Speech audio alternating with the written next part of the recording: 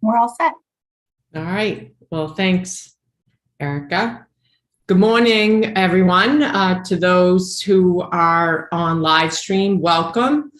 To all our commissioners and GIC staff, welcome to our May meeting. We had a bit of a gap between our last meetings. We had 2 meetings in March and none in April. So it's nice to see everybody this morning. We have a relatively easy agenda this morning, and I'm excited to pass the agenda review over to Matt, our Executive Director. Before that, let me introduce who's on our meeting today for commissioners. So I'm Valerie Sullivan, I'm chair. We have designee Cassandra Rhoda, who is on for A&F. We have designee Rebecca Butler, who's designee for Division of Insurance. We have Adam Chapdelaine, Toby Choate, Christy Clenard, Joe Gentile, Gerzino Gerard, Patty Jennings, Eileen McEnany, Melissa Murphy Rodriguez, Anna Sinenko, Tim Sullivan, and Liz Shabbat. So at this point, I'm going to turn over to Matt for a review of the agenda, and then I will take a vote from our commissioners for our our 2 March meetings minutes review.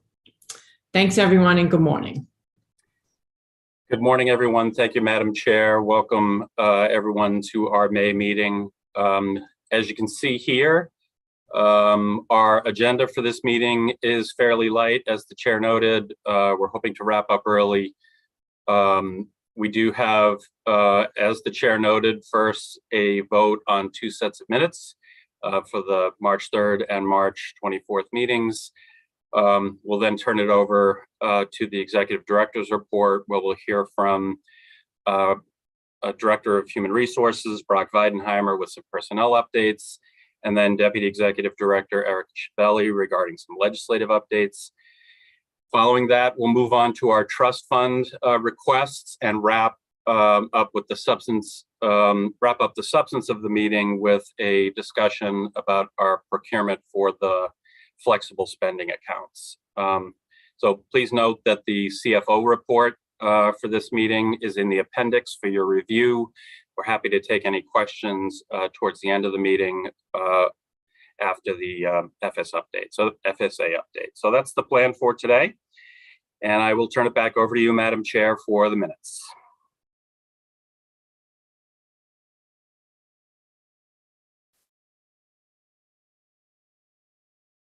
So as you know, we had 2 meetings in March.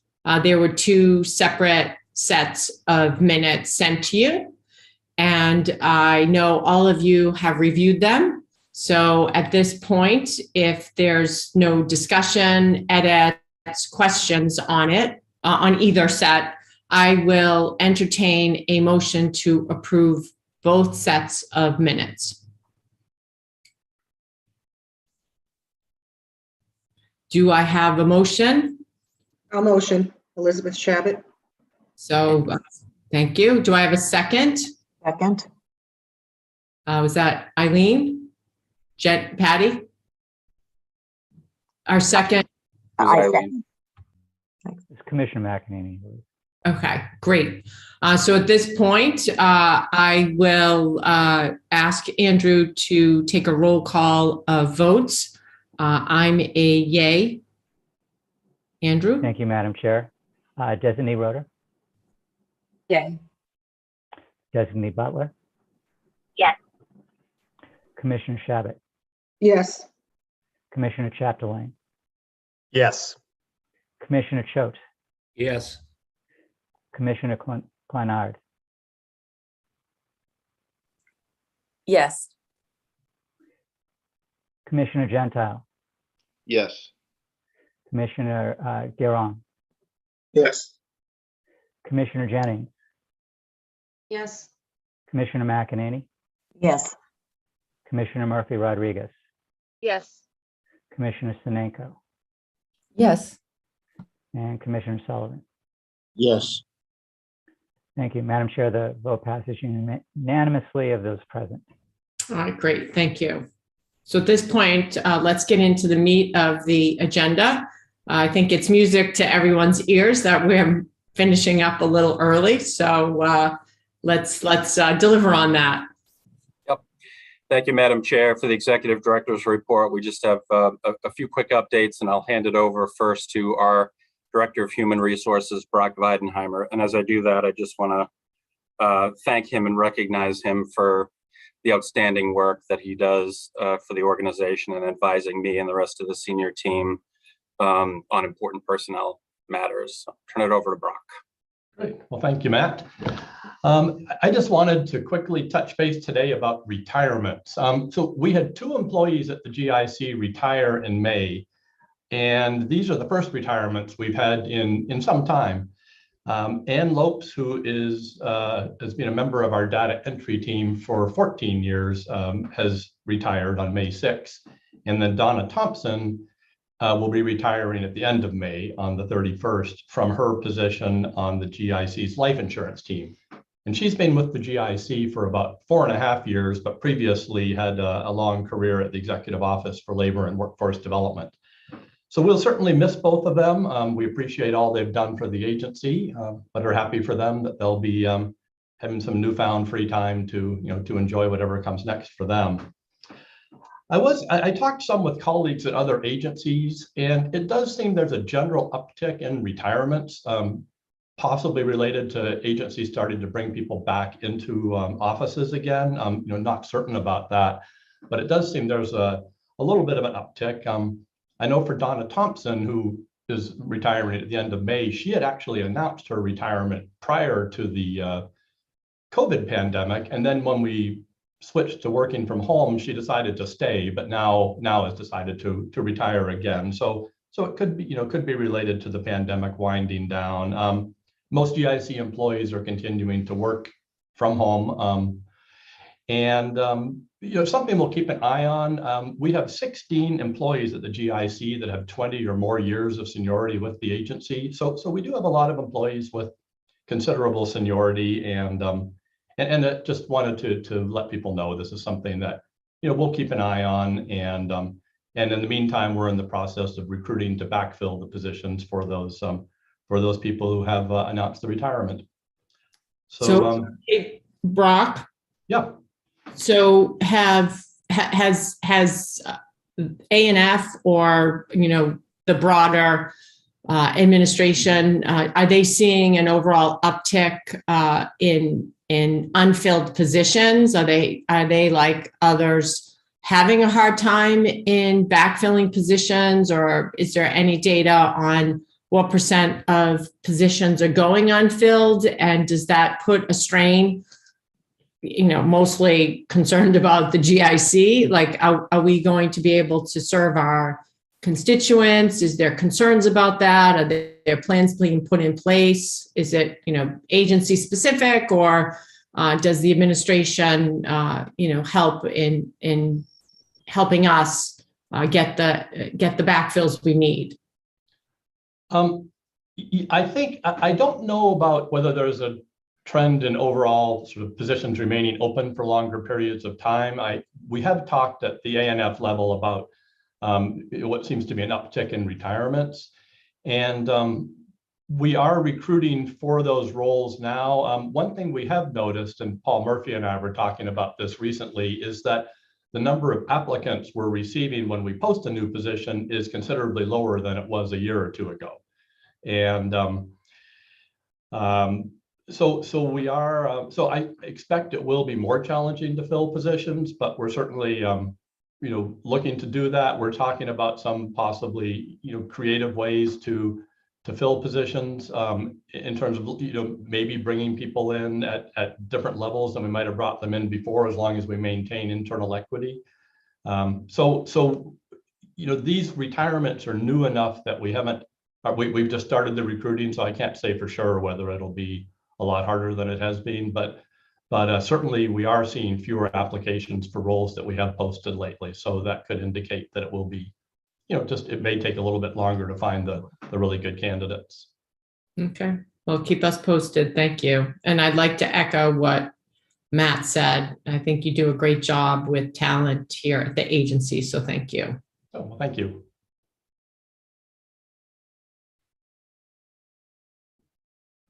All right. Question from Commissioner McEnany. Thanks. It's more of a comment, but I just wanted to let you know, NTF has been doing some work on demographics in the state for a while now. And our workforce is actually contracting because Massachusetts is a state that's older than the nation as a whole. And I think people are reaching retirement ages, or they're deciding, whether it's because of the pandemic or other reasons, to leave the workforce a little earlier even than 65. And so this is an issue that's certainly not unique to the GIC. It's really across the board. So, and we don't have immigration into the state in the way that we did. That was typically how we were able to grow the workforce. So it's kind of a double whammy, and it's more of a statewide phenomenon. And Eileen, who did you say is studying this data? The Mass Taxpayers Foundation. Oh, so okay.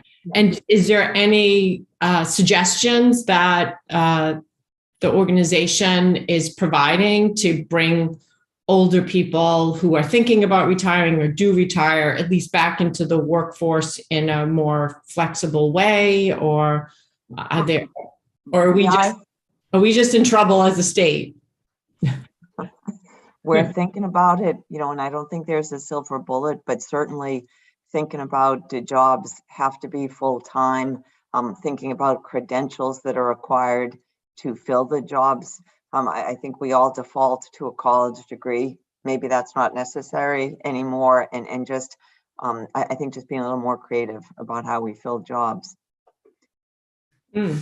Well, I'd love to see a copy of the report. I'm glad you shared it with us. And I'm glad that Mass Taxpayers Association is focused on this. It's a super important issue for everyone in the state who, needs workers. So thank you. Chair Sullivan, if I could just follow up, one that reminded me of one program I wanted to mention, is that the state does have a program where retired employees can come back on a part-time basis. And we do have one employee at the GIC, Kwong Lee, who retired about 1.5 years ago, but now is continuing to work up to 2 days a week in our audit unit. And there are limits on how many hours those post-retirement employees can work. But there is that program that does allow retired employees, if they would like to, and if the agency has the need, to continue to work. And we'll certainly explore that as well. Yeah, I think that's a great initiative. Do you need to be employed at the same agency, or can we hire people who are retired from other parts of the state into our organization? As far as I know, we could hire any retired an employee from any agency. At least in Kwong's case, it was, he had such strong subject matter knowledge. He'd been 40 years at the GIC, so came back, and that was the real, that was a factor in his case. I think it could be somewhere else. It's there are limits on how many hours. So there would be, if someone needed a lot of training and orientation, we'd have to see whether it's worth it if they can only work 1 or at most maybe 2 days a week. Nice. No, appreciate that. Thank you. I don't see any other comments, so I think we can move on. Thank you. At this point, turn it over to Erica Shabelli to provide a brief legislative update. Great. Thanks, Matt. Thanks, Madam Chair.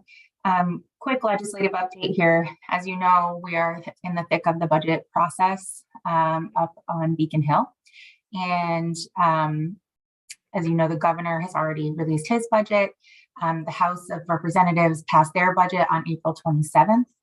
And next up is the Senate budget.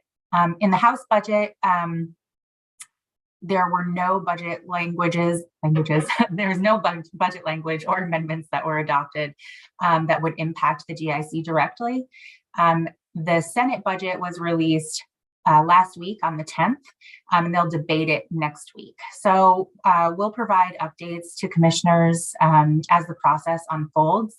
But we do expect there to be at least a couple of things in there that may impact the GIC. Just note that even though the Senate may do some things that will impact the GIC in their budget, it still has a long way to go. It still needs to go through conference committee and then be signed by the governor. So that's why we'll keep you posted as it unfolds next week, and we'll come back with a more thorough report in June as to what was actually passed in the budget. In addition to the budget process, we're really at the tail end here of the 2021-2022 legislative session. Mike Berry from our team has really kept a close eye on what's happening up the Hill and looking to see which major policy proposals will come to consensus and land on the governor's desk. So there are 4 bills, healthcare related bills that we're looking at closely. First is a Senate bill, an act investing in the future of our health, which is the governor's comprehensive healthcare bill. The second is an act relative to pharmaceutical access, cost, and transparency, which we have called the Senate Pharma Bill. The third is an act addressing barriers to care for mental health, which is the Senate Mental Health Bill. And the last is an act enhancing the market review process, which is a House bill that really touches on provider and hospital expansion. So like I said, Mike is keeping a close eye on all of these to see what their movements may be throughout the rest of this legislative session. And that's the meat of the legislative update there. There are more details within the written ED report itself. Thank you, Eric. That concludes our executive director's report. All right, good. I don't see any comments by commissioners, so we can move on. Thank you, Madam Chair. Thank you, commissioners. So we'll take a quick look at our projected 2022 calendar. For the June meeting, we'll have an update on annual enrollment, which closed in the first week of May, and which our operations team is still busy at work on. For that, we'll hear from our Director of Operations, Paul Murphy. That will also include a report on the robust communication efforts that the GIC has done, led by Leslie Montero, our Manager of Communications. We'll also be voting on the selection of a consultant to assist us as we move forward on the Employee Assistance Program procurement, which we'll also update the Commission on at our next meeting. So as usual, we will not meet in July or August. We will be very busy on procurement related matters, but we'll resume meetings in the fall on September 15th. So that's a quick look at our calendar ahead.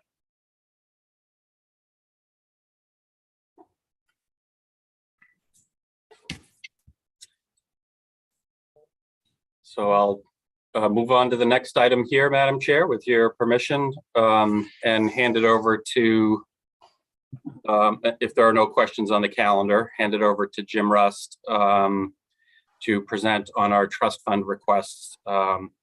Jim? Thanks, Matt. Good morning, everyone. Next slide, please.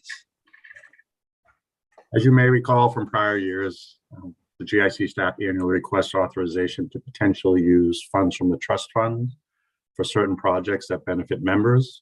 As a reminder, the trust fund is funded from employee funds, so it's of the utmost importance, and the requirement is that any projects funded from this trust fund will be such that it benefited members specifically. Historically, the Commission has supported these requests.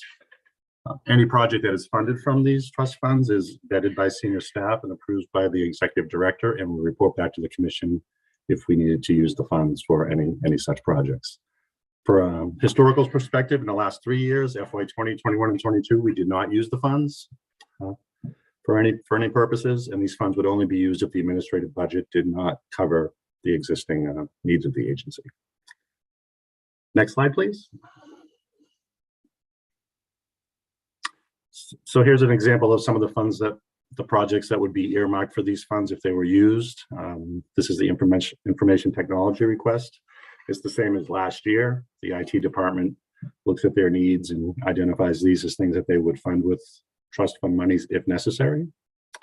Most of this is infrastructure support and also customer facing systems, things that would allow us to provide customer service to our members in case we ran out of budget funds in the administrative budget.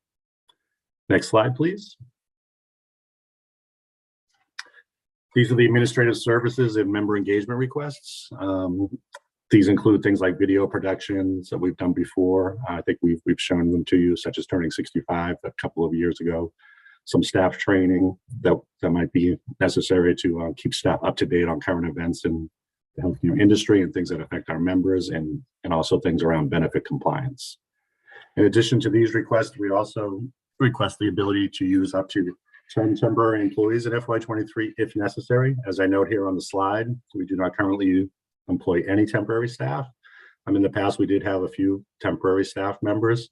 The staff would only be used if there was an event or an occurrence that required us to bring in staff to smooth out a workload, perhaps in data entry or something like that. But there are no current plans for that.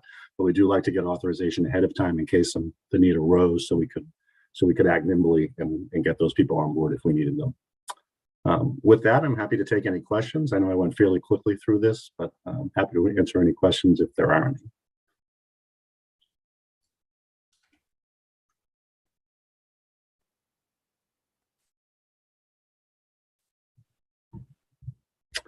Jim, I don't see any questions from commissioners. I have one, Valerie. Quick question. Mhm. Jim, what's the plans? I mean, as you see the budget that you got from the administration for 23, do you see the need to use the 23, or that's to be determined? It is to be determined, but I don't see, we were fully funded the administrative budget, so there's no budget cut or anything like that we need to react to proactively. So we see ourselves as fully funded. So this would, in the case of FY23, only be in the case if there were probably an extraordinary need, or I don't want to guess at it, but if there was a budget cut, mid-year budget cut or something like that, or if we had a development on our side, maybe around open enrollment or something like that required us to have more resources that we currently budgeted, it'd be that kind of thing. But we feel like we're fully funded. We had a very successful budget turn in terms of our financial needs being met. So we feel pretty good about our general budget. There's no crisis there at all. Thank you. You're welcome. And in terms of the last 2 years where you haven't used the approved monies, what has happened? They've just got folded back into the budget. Do you like put some sort of accrual or a hold on those monies? Do they still generate some sort of interest income? You're a good steward of those monies, but just remind us that you are, and that these monies are in good hands. Correct. So these are trust funds. So these reside with the GIC. So we hold them. They're held in a bank account with the state treasurer's office. So they earn the interest that the state treasurer negotiates with the banks. So they never leave the GIC. So they stay here unless we use them for a purpose. And the last 2 years we didn't use them. One of the reasons was, I believe, COVID. We didn't have benefit fees or anything like that, which is usually the spot where we might use some of these monies to support those kind of things. But so they stay with us, and they're earning interest in a bank account. Okay. But it's segregated from all our other budget money. So that's a good question, actually. So it doesn't interact with the budget at all. It's only if we draw them for these uses. And can you go back to the slide before about Magic and IT? So are some of the IT projects that we started many years ago to help constituents, with online questions and, maybe at some point annual enrollments, is that work continuing, and we already have budget for that IT work? Or Yes. Yeah. extra? Can you give us an update on that? Sure. The projects listed here are all projects that are ongoing. So we've identified trust fund as a possibility to plug holes if we were to have other budget needs in the IT area. So if we had to pull money to do something else and it created a hole here, these are the kind of things that we could use trust funds to backfill those funds in, more or less. But the projects such as the pool and all that, John Harney and that group have successfully received capital funds for many of those parts of that project. And so they are fully funded and ongoing. So it's been very well managed and a very well funded project. All right, good. Potentially at an upcoming meeting, I think my commissioners and myself might want to be updated on, what the IT work that's ongoing, to keep the system moving forward. I think it's been super successful from what you've shared with us. It's just has been a while since we've gotten an update. So potentially, if that could be something that Matt, Jim, team update on, that would be appreciated. Yeah, and I think Commissioner Choate raised this recently, and our anticipation is to do that within the next several months. Okay, great. Well, I don't want to be the one making us go over on our agenda time, but this is a good update. I don't see any other questions from commissioners. I did enough talking, so at this point, without any comments, questions, I will entertain a motion for our CFO to use certain GIC expenses, or at least to pay for certain GIC expenses from applicable trust funds as suggested on the last two slides we reviewed. So do I have a motion? Moved. Do I have a second? Second. All right. So at this point, I will turn it over to Andrew for roll call. But for me, Andrew, I'm a yay.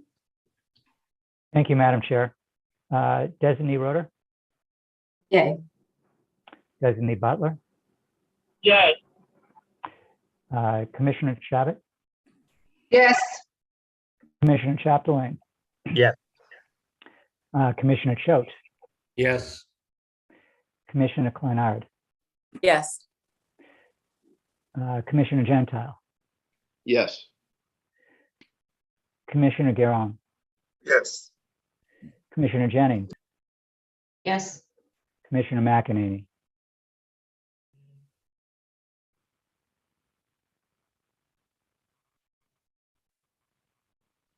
I'll come back. Sorry, yes. There you Yes. are. Okay. Commissioner Murphy Rodriguez? Yes. Commissioner Sinenko? Yes. And Commissioner Sullivan? Yes. Thank you, Madam Chair. The motion passes unanimously of those present. Okay, thank you. Well, go forth and continue the work, Jim, but be fiscally responsible with these trust fund monies, as you have been. Thank you very much.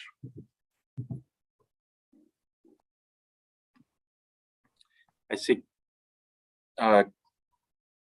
Commissioner Kleinert has her hand raised if she has a comment or question. Go ahead. Yes, I do. Thanks, Matt. So I'm sorry, I'm kind of jumping back to the executive director update. One thing I was curious about is the municipal update. Is that there were a fair number of towns listed there that have requested their medical claims data. Is that an unusually high number, or is that pretty standard with what happens every year? I would Pretty kick that. standard. Yeah, go ahead, Erica. It's pretty standard. Yep, it's just that time of year where they start to ask for that data. And just a little shout out here, Lauren Makashima from Jim's team has been doing an incredible job cranking that data out in a really timely fashion. So thank you to Lauren for that.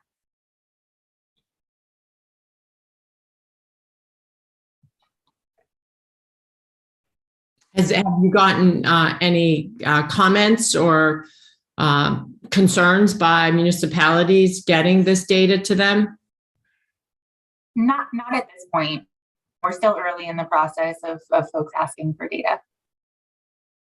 Okay, and is the level of customer service and their satisfaction with it an indicator that they're going to renew with the GIC? Does it help bring in new municipalities when others hear about the good service, or is it just? So, Madam Chair, if I could just interject, sorry, we don't have an agenda item on this topic here today, so I hesitate to go too far down the road on a topic that we've not, that's not been noticed. Although there was a reference to it in the ED report. I am happy to, if under new business, we want to come back to the commission with a little more information about this, we're happy to do that. Yes, I think it sounds like from the question raised, we might have interest in that. So make that a note for upcoming discussion. Duly noted. Thank you. Thanks, Christy. Any other comments? I don't see any, but happy to take them.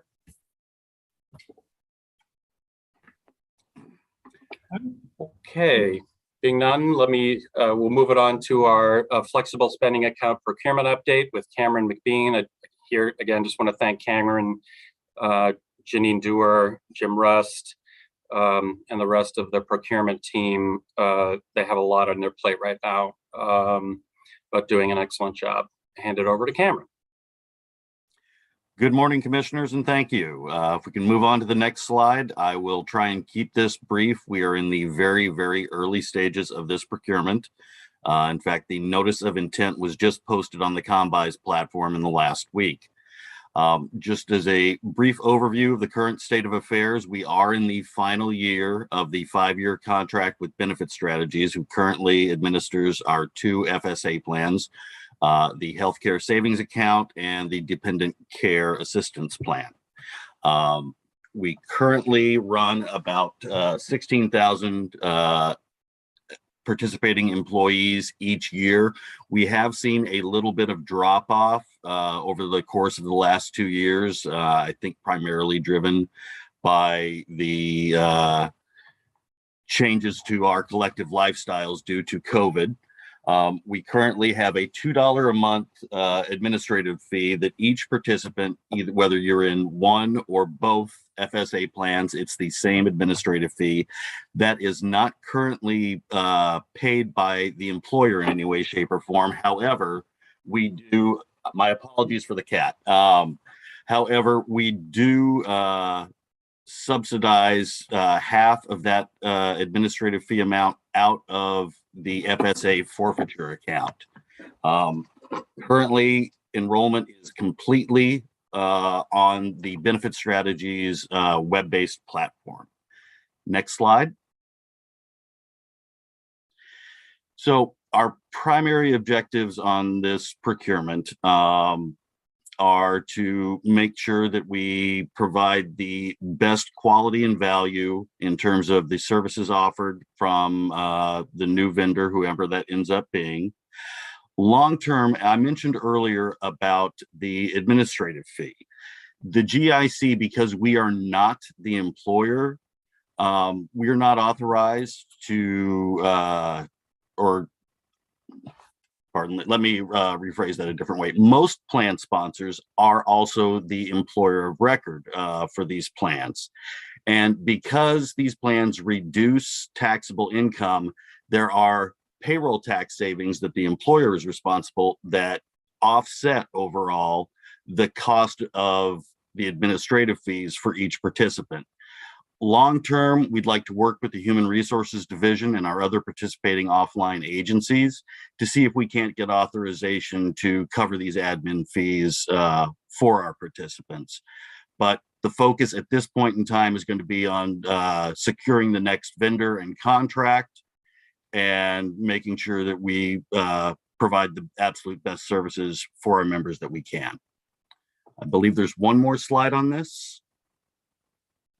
And this is just a quick overview of the timeline for this procurement. The full RFR documentation will be released in a couple of weeks once we get into June. We will have the bidders conference and the bid submissions will be due over the summer. We'll be conducting finalist interviews in August, and then we will make our selection in September. The vote is on our recommendation is scheduled to take place in the November meeting. And then we would then work on getting the contract finalized and implemented in advance of annual enrollment. At this time, I'm happy to take any questions that the commission may have. Can you go back, Cameron, to the slide on utilization? Sure. Thank you, Erica. And was there discussion at prior meetings, not the last two, but prior, and I think it was Commissioner Vice Chair Kaplan asking about detailed information about participation in our FSA plans? Oh, no, never mind. I'm thinking about our EAP. So I'm getting confused. Yeah, Sorry. That's okay. We haven't brought up the FSA in a couple of meetings to the best of my recollection. Yeah, that's right. Okay.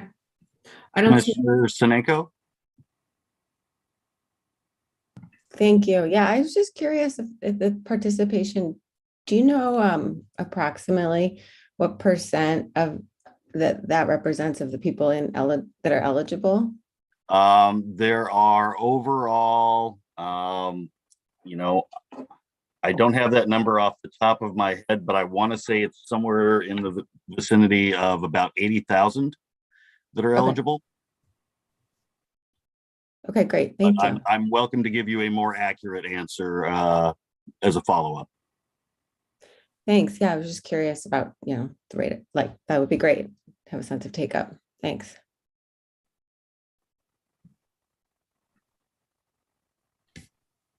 Do you get any feedback on why more folks don't participate? It's hard to determine these days over the course of the last couple of years. Overall, we've seen a drop off compared to, let's see, going back to fiscal year 20. We've seen a drop off in participation of about 6%. Okay. And has it mostly come from the dependent care account, or has it also come equally from the healthcare account? Primarily, I would say it's about a 60-40% split, as would be expected, concentrated in the dependent care. That makes sense.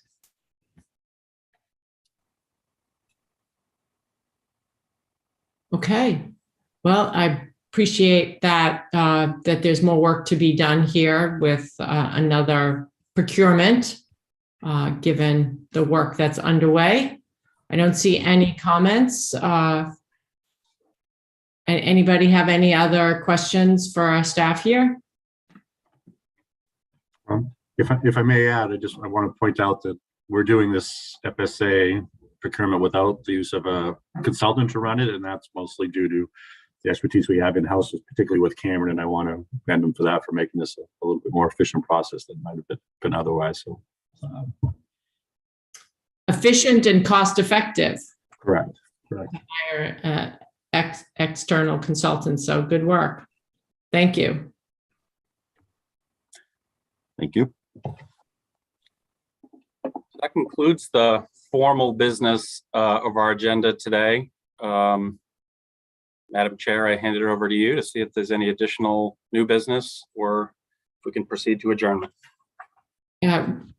Well, we are definitely well ahead of schedule. So that's always good, especially we have some commissioners who have to leave us.